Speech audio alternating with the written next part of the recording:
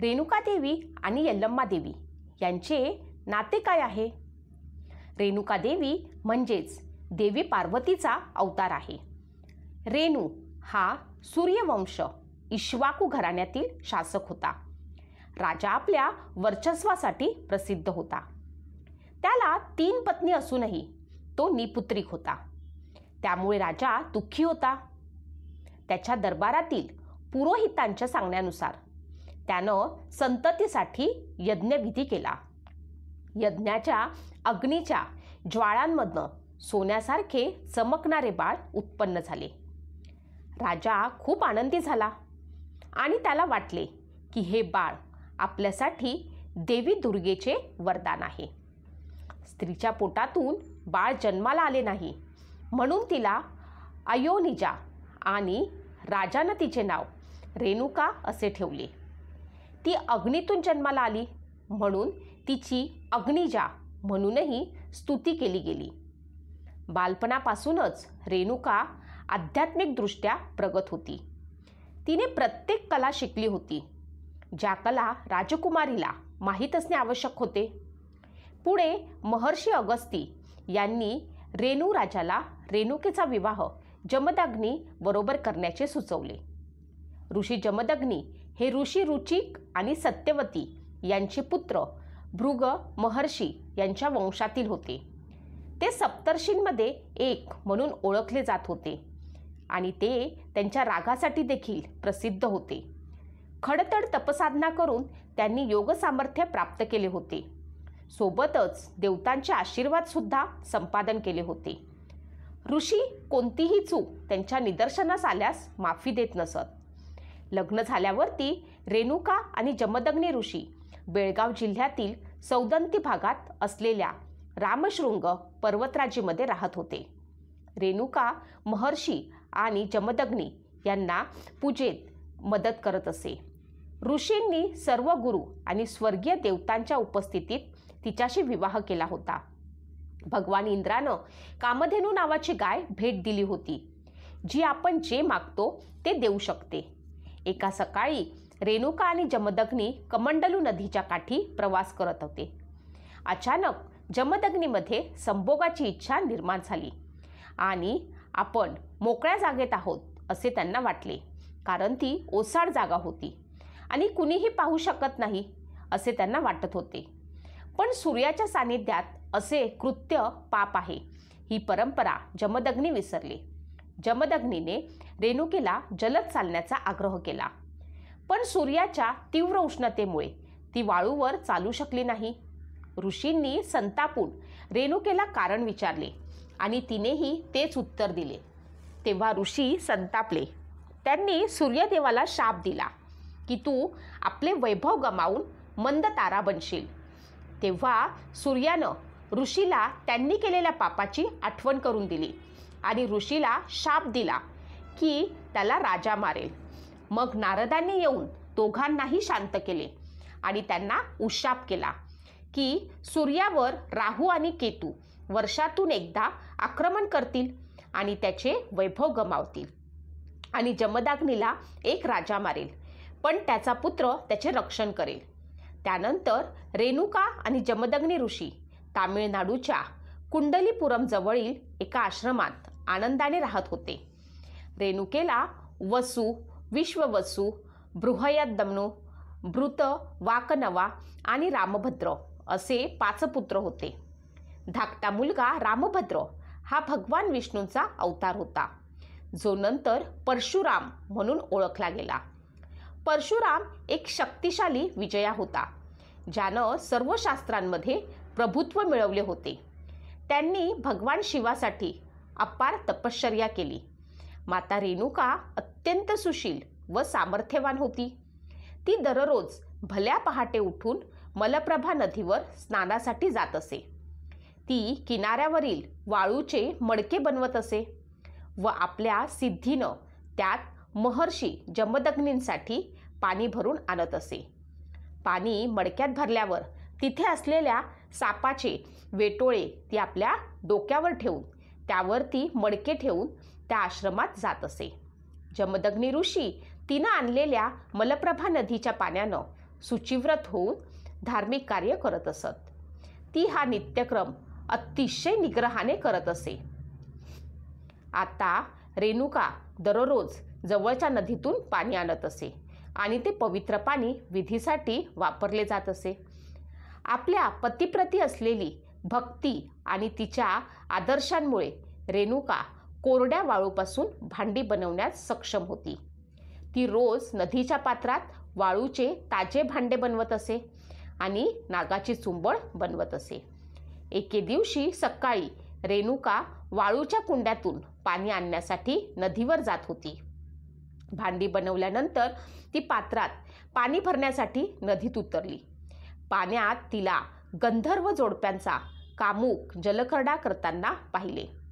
हे पाहताच रेणुकाची एकाग्रता हरवली आणि आपणही आपल्या पतीसोबत जलक्रीडा करावी अशी इच्छा तिच्या मनी आली आणि ती त्या स्वप्नात रममाण झाली.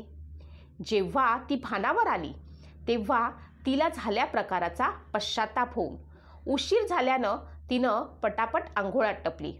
वाळूचे मडके बनवण्याचा ती पुन्हा प्रयत्न करू लागली.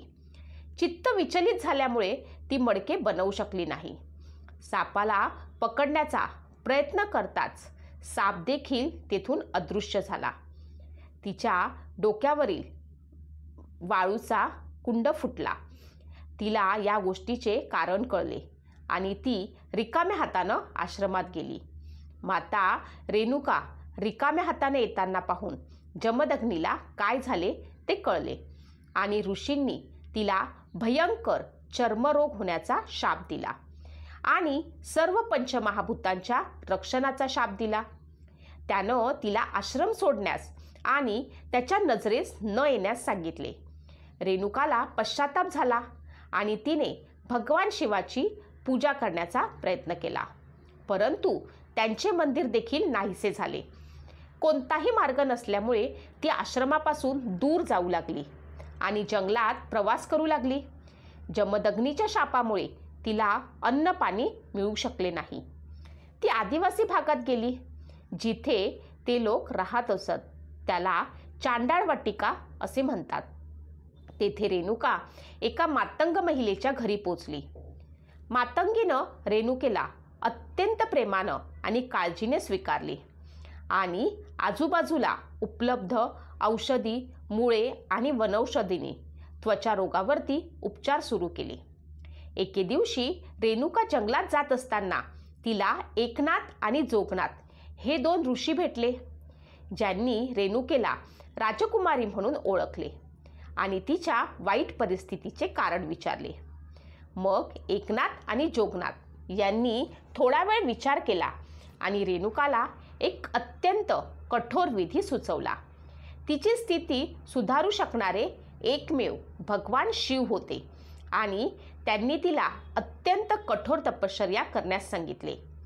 रेणुका मातंगीच्या घरी ईशान्येला बसून तपश्चर्या करू लागली. वेळ जाऊ लागली. दरम्यान रेणुकाभोवती दिमक आणि ढिगाऱ्यांचे ढीग लागले आणि काही दिवसातच ती त्या ढिगाऱ्यांनी पूर्णपणे वेढली गेली. मातंगी रेणुकेची पूजा करत असे. अनेक दिवसांनी भगवान शिव रेणुकेच्या दर्शनाला आले आणि म्हणाले की तिचे पाप धुण्याची वेळ आली आहे. शिवानं माता रेणुकेला जवळच्या गावात जाऊन घरोघरी फिरून जोगवा मागण्यास सांगितले, तांदूळ मागायला सांगितले आणि आग न लावता पवित्र भात शिजवून त्याला गंगेच्या जवळ असलेल्या ठिकाणी पोचवायला सांगितले, जे तिचे पाप पूर्णपणे धुवून टाकू शकते. रेणुकाने तेच केले आणि पोटावर भांडे ठेवून कडक उन्हात पडून भात शिजवला आणि तो भात शिजला आणि ते भांडे डोक्यावर घेऊन ती शिवाजवळ पोचली. तेथे तिनं शिवाला पवित्र तांदूळ अर्पण केला आणि मातंगीसह जवळच्या झऱ्यात स्नान केले. त्यामुळे तिचे सर्व रोग आणि पाप धुवून गेले. आकाशातून आवाज आला की रेणुका, तुझी सर्व पापे बरी झाली आहेत, पण आता खरोखरच परीक्षेची वेळ आली आहे. त्यासाठी तयार राहा आणि तू नंतर अमर होशील आणि तुझ्या पतीकडनं प्रेमाने आणि काळजीने प्राप्त होणारे भाग्य स्वीकार. पापांपासून मुक्ती मिळाल्यानं आनंदित झालेली रेणुका मातंगीसह आश्रमात पोहोचली आणि जमदग्नीच्या आश्रमाजवळ गेली. रेणुकाला पाहून ऋषींना आनंद वाटला आणि रेणुकाने घडलेली संपूर्ण गोष्ट त्यांना सांगितली. पण त्यांनी तिला स्वीकारण्यास संकोच केला. तिच्या आत्म्याला आणि मनाला इंद्रिय सुखापासून मुक्त करण्याचा विचार करून जमदग्नीने थोडा वेळ विचार केला आणि तिचे मस्तक कापून तिला कपाळ मोक्ष देण्याचा निर्णय घेतला. ऋषींनी आपल्या मुलांना बोलावले, परंतु त्यांना मातेशी असलेल्या आसक्तीमुळे ते तसं करू शकले नाहीत. त्यामुळे रागाने जमदग्नीने त्यांना भस्म केले. त्यानंतर ऋषींनी परशुरामाला बोलावून रेणुकेचे शिरच्छेद करण्यास सांगितले. आपल्या वडिलांचा राग व तपसामर्थ्य लक्षात घेऊन परशुरामांनी कुऱ्हाडीनं आपल्या मातेचा शिरच्छेद केला आणि त्यांनी आईचा शिरच्छेद केला. परंतु मातंगीला परशुरामाचा हेतू समजू शकला नाही. तिनं परशुरामाला थांबवण्याचा प्रयत्न केला. त्यामुळे रागाने त्याने तिचाही शिरच्छेद केला. जमदग्नीने मग परशुरामाला आनंदित होऊन वरदान मागायला सांगितले. परशुरामानं आईला व भावांना वरदान म्हणून जिवंत करण्यास सांगितले. जमदग्नीने सहमती दर्शवली आणि पवित्र पाणी दिले आणि ते आपल्या भावांच्या आणि आईच्या अंगावर शिंपडण्यास सांगितले. त्याने भावांवर पाणी शिंपडले. तसे भाऊ जिवंत झाले. रेणुकाचे शिर कुठेतरी दूर जाऊन पडले होते. त्यामुळे त्याने मातंगीचे शिर रेणुकेच्या धडावरती ठेवले आणि पाणी शिंपडले. त्यामुळे रेणुकाच्या धडाला मातंगीचे शिर लागले. त्यानंतर त्याने जाऊन रेणुकेचे शिर शोधून आणले आणि ते शिर मातंगीच्या धडावरती बसवले. मातंगी आणि रेणुका यांच्या शिरांची दिवाणघेवाण झाली. हे पाहून परशुराम घाबरला आणि त्यानं दोघींना आपल्या वडिलांकडे आणले. परशुरामानं त्याच्या आईला बदललेल्या चेहऱ्याने पाहून मारी अम्मान, बदललेली आई म्हटलं. त्यामुळे रेणुकेचे नाव मरियम्मम, मातंगीचे शरीर आणि रेणुकेचे डोके असे ठेवण्यात आले. जमदग्नीने नंतर रेणुकेसह शरीरासह मातंगीचे डोके यल्लम्मा म्हणजेच सर्वांची आई असे ठेवले. ऋषींनी आपली शक्ती यल्लम्मामध्ये ओतली. ती जंगलात गेली आणि लोकांना आशीर्वाद देऊ लागली. तेथे यल्लम्माद्वारे धंडू मरियम्मन किंवा वेरकाडू मरियम्मन म्हणतात. ऋषी जमदग्नींनी संन्यासाश्रम दीक्षा घेतली. यल्लम्मा देवी हे कालीचेच रूप मानले जाते. यल्लम्मा देवीचा एक हात अहमपणाचा नाश करणारा आणि दुसरा हात भक्तांवरती वरदहस्त दाखवणारा आहे. यल्लम्मा देवीची दक्षिण भारतात मुख्यत्वे पूजा होते आणि तिथे ती महाकाली, जोगम्मा, सोमालम्मा, गुडुम्मा, पोचम्मा, मायसम्मा, जगदंबिका, होलियम्मा, रेणुका माता, यल्लम्मा, मरियम्मा, पद्मांबिका आणि रेणुका देवी अशा विविध नावांनी ओळखली जाते आणि त्यांच्या कुटुंबासह त्यांचे पुढील जीवन जगण्यासाठी हिमालयात स्थलांतरित केले. कामधेनू ही पवित्र गाय जमदग्नी आणि रेणुका यांना भगवान इंद्रानं त्यांच्या विवाहप्रसंगी भेट दिली होती. ते ज्या प्रदेशात राहत असतात तो सहस्त्रार्जुन या राजाच्या राज्याखाली येत असे, ज्याला भगवान दत्तात्रेयाने हजारो हातांनी आशीर्वाद प्रदान केले होते. भगवान दत्तात्रेयाची उपासना करून त्यानं अनेक शक्ती प्राप्त केल्या होत्या. एके दिवशी राजानं आपले राज्य पाहण्याचा विचार केला आणि तो जमदग्नीचा आश्रम असलेल्या ठिकाणी आला. आश्रमात अनेक वर्ष येणाऱ्या अतिथींचे मनोकामना हे महर्षी जमदग्नी आणि माता रेणुका कामधेनूच्या साह्याने पूर्ण करत. त्यावेळी राजा सहस्त्रार्जुन हा आपल्या विराट सैन्यासह ऋषीचे महात्म्य ऐकून आश्रमात आला. तेव्हा ऋषींनी अत्यंत आदराने राजाचे स्वागत केले आणि त्याला आपल्या आश्रमात येऊन रात्री विश्राम घेण्यास सांगितले. ऋषींनी राजाला पंचपक्वान्न खाऊ घातले व सोबतच पूर्ण सैन्याच्या भोजनाची उत्तम व्यवस्था केली. या आदरातिथ्यानं सहस्त्रार्जुन चकित झाला. त्यानं आश्चर्यानं महर्षी जमदाग्नींना विचारलं की तुम्ही एवढ्या विशाल सैन्याची भोजन व्यवस्था कशी केली. त्यावर महर्षींनी त्याला कामधेनूबाबत सांगितले. रात्रीचे जेवण केल्यावर राजानं जमदग्नीला गाय त्याच्या स्वाधीन करण्यास सांगितले. तेव्हा जमदग्नी म्हणाले, ती परमपवित्र आहे.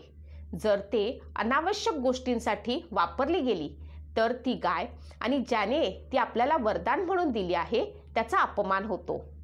इंद्राकडून भेट मिळाली असल्यामुळे आपली भेट दुसऱ्यास देण्यास इंद्राचा अपमान होईल, म्हणून महर्षी जमदग्नीनं नम्रपणे असहमती दर्शवली. त्यांनी सहस्त्रार्जुनाला इतर काहीही मागण्यास सांगितले. मात्र सहस्त्रार्जुन हा हट्टाला पेटला व वारंवार नकार देऊनही त्यानं महर्षी जमदग्नी यांचा अपमान केला व गायीला धरून ओढून घेऊन जाण्याचा प्रयत्न करू लागला. कामधेनू ही महर्षी जमदग्नींचा आश्रम सोडण्यास काही तयार होईना. ती मोठ्यानं हंबरू लागली. सहस्त्रार्जुन हा उन्नत आणि शीघ्रकोपी होता. त्यानं महर्षी जमदग्नींचा पुत्र परशुराम हा आश्रमात नाही असे बघून आश्रमावरती हल्ला केला. महर्षी जमदग्नी हे आपल्या योग सामर्थ्यानं सहस्त्रार्जुनाचा व त्याच्या संपूर्ण सेनेसकट नष्ट करू शकले असते. मात्र क्रोध त्यागाच्या प्रतिज्ञेमुळे त्यांनी प्रतिकार केला नाही व शेवटी सहस्त्रार्जुनानं निर्दयीपणे जमदग्नींना ठार मारले व रेणुका मातेवर 21 वेळा वार केले व पळून गेला. क्रुद्ध व अगतिक होऊन माता रेणुकेनं आपल्या मुलाला परशुरामाला हाक मारली. आईची आर्त हाक ऐकून परशुराम धावतच आश्रमाकडे आले आणि त्यांनी घडलेली सर्व घटना कळली. परशुराम क्रोधानं संतापले व त्यांनी अत्याचारी क्षत्रियांपासून पृथ्वी 21 वेळा निक्षत्रिय करण्याची प्रतिज्ञा केली. भगवान परशुरामानं कोरी भूमी म्हणून दत्तक्षेत्र माहूर हे स्थान अंत्यविधीसाठी निवडलं. त्यावेळेस रेणुका माता सती गेली. परशुरामास आईची खूप आठवण येऊ लागली. मातृविरहानं व्याकुळ होऊन त्यानं आपल्या आईस आर्त हाक मारली. त्यावेळेस आकाशवाणी झाली व रेणुका माता त्याला म्हणाली, बाळा, मी भूमीतून वर येऊन तुला दर्शन देईल, पण तू मागे पाहू नकोस. मात्र काही वेळानं परशुरामानं आईच्या भेटीच्या कल्पनेनं न राहून मागे पाहिले. तेव्हा माता रेणुकेचे फक्त डोके जमिनीतून बाहेर आले होते. मग उर्वरित भाग जमिनीतच राहिला. याच स्थानी आज माहूरचे रेणुका मंदिर बांधले आहे. जगदंबा रेणुका मातेच्या डोक्यास शिरास म्हणजेच तांदळा असे म्हणतात. अशी आहे रेणुका